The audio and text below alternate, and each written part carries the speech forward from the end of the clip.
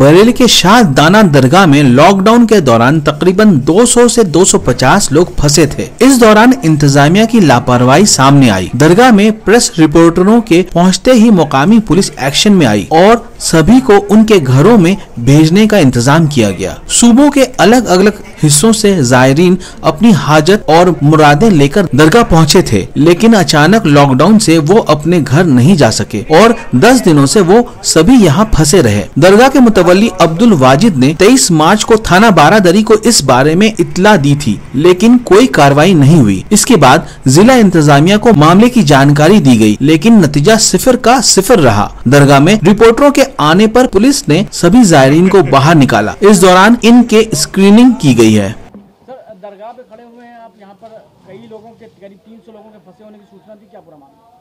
तो लेकर कहाँ जाएंगे? जबलपुर। मैं दरगाह शाहदाना वली बरेली शरीफ का मुतवल्ली अब्दुल वाजिद खां आपको ये बताना चाहता हूँ कि लॉकडाउन हो जाने की वजह से यहाँ पर दरगाह शरीफ पे जो लोग रह रहे थे वो रुके हुए थे। उनको पहुँचाने की कोशिश की गई, मगर कोई वाहन की व्यवस्था थी नहीं जो कि वो लोग जा पाते। लिहाजा उनसे जो है पुलिस प्रशासन से इसके लिए मदद मांगी गई कि आप लोग जो है जो लोग यहाँ पर रह रहे हैं, फंसे हुए हैं, उनको यहाँ से निकलवाएं। पुलिस प्रशासन ने, हमारे थाना बारादरी इंचार्ज साहब ने, सीओ साहब ने और एसपी सिटी महोदय ने आकर इन लोगों को सबको अपने अपने घरों को भिजवाया। जो लोग बाहर के दूर के थे, जबलपुर के थे, मध्य प्रदेश के थे और आपके साथ में भरतपुर के थे, पीलीभीत, रामपुर के लोग आए हुए थे, इन लोगों के लिए उन्होंने व्यवस्था की है। साथ में इन लोगों को जिनके पास पैसे नहीं थे उनसे दरगाह से पैसे दिलवाए गए, उनकी गाड़ियों को यहाँ से रवाना किया गया है। और मेरे आप सभी लोगों से ये निवेदन है कि कोई भी साहिबान जब तक लॉकडाउन चल रहा है दरगाह पे आने की कोशिश ना करें। कितने लोग इस दरगाह में थे और कितनी गाड़ियों के जरिए उनको उनके गंतव्य तक पहुंचाया गया? देखिए, दरगाह के अंदर लगभग 200 से के आसपास लोग थे, जिनको पुलिस प्रशासन ने रात में कुछ गाड़ियां एक्वायर की थी, उन गाड़ियों के जरिए पहुंचाया। जो बाहर के लोग थे उनके लिए प्राइवेट गाड़ियों को लेकर उनको पेमेंट करके उनको उनके घरों तक पहुंचवाया। चूंकि दरगाह में मुतवल्ली हैं, आप बराबर कह रहे हैं कि आप लॉकडाउन का पालन करें। 22 मार्च से लेकर आज तारीख हो गई 3 अप्रैल, आज तक वो जो तमाम लोग थे वो यहाँ पर दरगाह में मौजूद थे। अब तक पुलिस प्रशासन को कोई जानकारी नहीं दी गई, ना ही उनको यहाँ से निकालने की कोई व्यवस्था की गई। मैं आपकी इस बात से सहमत नहीं हूँ। मैंने जिस दिन माननीय मुख्यमंत्री जी का बयान आया था कि मंडी बंद रहेगी, एक दिन के लिए बंद रहेगी, बृहस्पति का दिन था, तारीख मुझे याद नहीं है।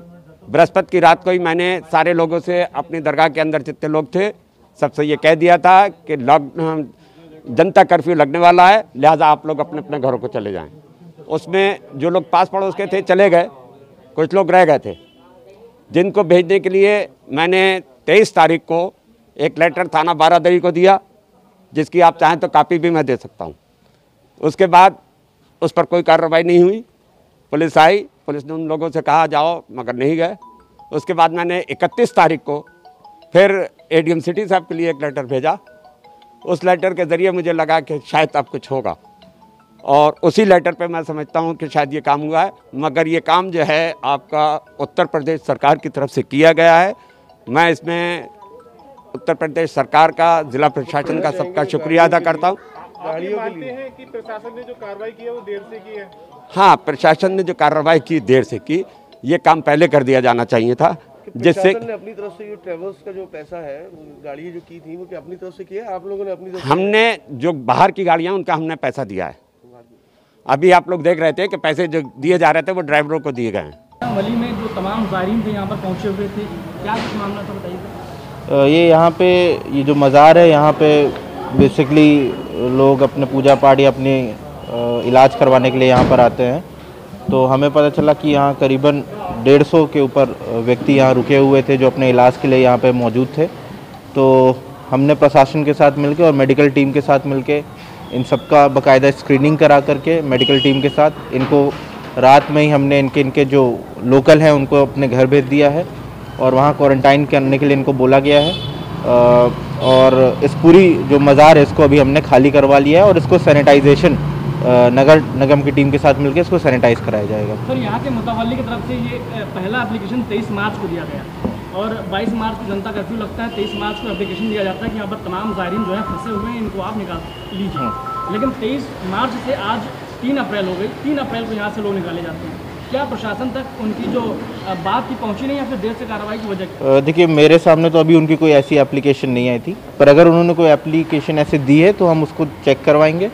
अगर उन्होंने पहले एप्लीकेशन दी थी तो उसको बाकायदा चेक करा करके जो लोकल अथॉरिटीज़ उनसे हम पूछेंगे कि आपने इसके ऊपर क्या एक्शन लिया था। पर फिलहाल इस समय ये मस्जिद और ये खाली कर दिया गया। आपने बताया कि तमाम जो स्क्रीनिंग थी और चिकित्सकीय परीक्षण था इन तमाम ज़ायरीनों का कराया गया, क्या कहीं कोई ऐसा संदिग्ध मिला कोरोना? नहीं, फिलहाल अभी तक तो ऐसा कोई संदिग्ध नहीं मिला है।